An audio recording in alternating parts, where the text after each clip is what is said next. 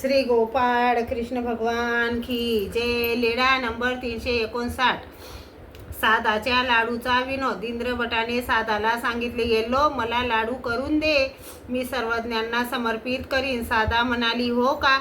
मग त्याने गहू गूळ तेल मिरी असे सर्व पदार्थ आणून दिले. नंतर सादाने सोजी काढली, सेव केली, तळली, चुलीवर पाक ठेवला. तेवढ्यात भिक्षेची वेळ निघून जाईल म्हणून सादा म्हणाली, हा पाक होई तोपर्यंत 2 घरची भिक्षा करून येते. म्हणून भिक्षेला गेली. तेव्हा तिला उशीर लागला. तेवढ्या वेळेत तर तो पाक घट्ट झाला. नंतर ती आली. लाडू बांधले. इंद्रभट्ट ते लाडू लहान पाटीत घालून सर्वज्ञांसाठी घेऊन आले. मग बाईसाच्या हाती दिले. रात्री बाईसा सर्वज्ञांना जेवू घालण्यासाठी ते लाडू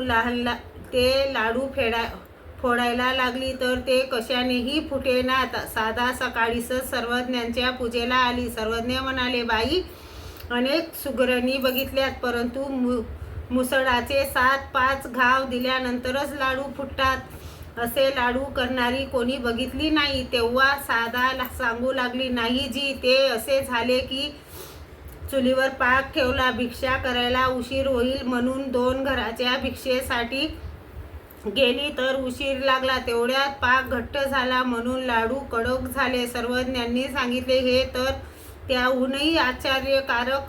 पुष्कळ सुगरणी बघितल्या, परंतु चुलीवर पाक ठेवून भिक्षेला जाणारी अशी कोणी सुगरण बघितली नाही. तेव्हा सर्वज्ञांनी हास्य केले. श्री गोपाळ कृष्ण भगवान की जय.